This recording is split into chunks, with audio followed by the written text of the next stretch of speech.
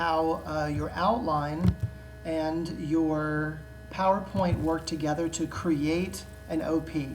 So obviously you've already created your own outline and you've probably worked on your PowerPoint. You might be a little bit confused about how your outline helps or influences the structure of your oral presentation, the PowerPoint or Prezi that you're going to give. The basic difference is that your outline is a skeleton and your PowerPoint is the body that goes on top of that skeleton. This is a very basic version of what you're going to give, and a lot of this will not necessarily appear in the presentation. The presentation will be longer and will have more detail in it. If you notice, you only have a couple of things in the beginning here. You have a much longer body. You've got intro, body 1, body 2, body 3, and body 4, and then conclusion. In the outline, you just have 4 elements that you then expand on. In the presentation, your first image goes up before you even begin your talk. So you can have this on the screen before you begin. You could also have an opening image that goes up before you talk.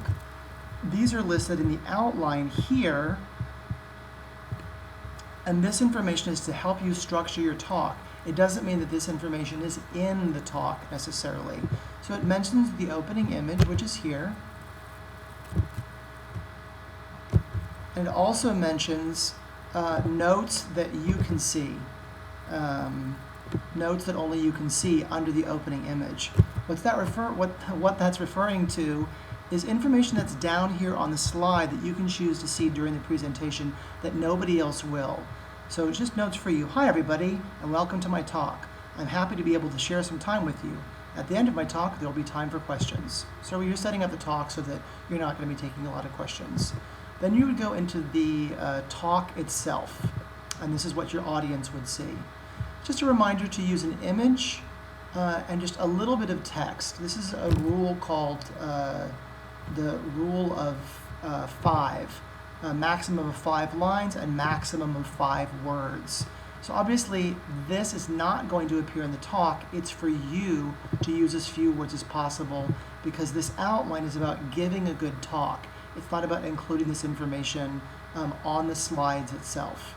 The first line says to use photos and to notice how bright the photo is. Then it talks about the words that are on the page and to use the 5-5 rule. So let's look at the slide again. So here's the photograph. It's very attractive. It's very bright and colorful. And here are the words that appear. Nothing captures nature like a photograph. Next, we look at the transition. Notice that there are no transitions in the outline because you don't have them there. This is just the skeleton for your talk. So you have to develop them in your presentation yourself orally.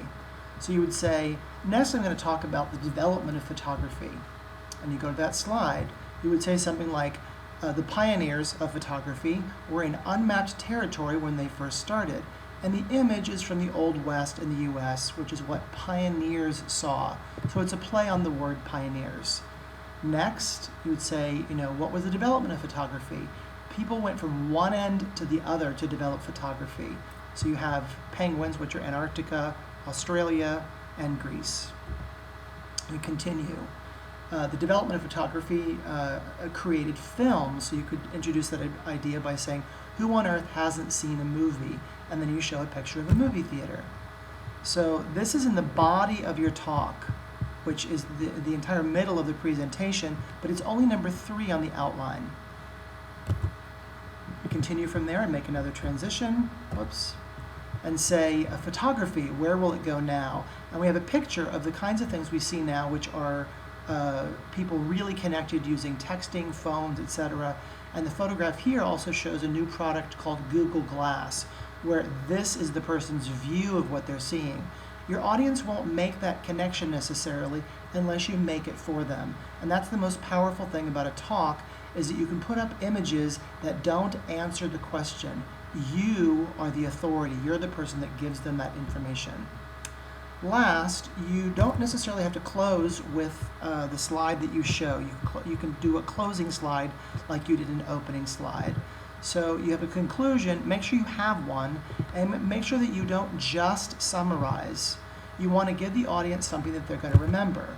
So this is the question you're asking at the end. Where will photography go next? You could stop there, but it's more powerful if you add something the audience will remember.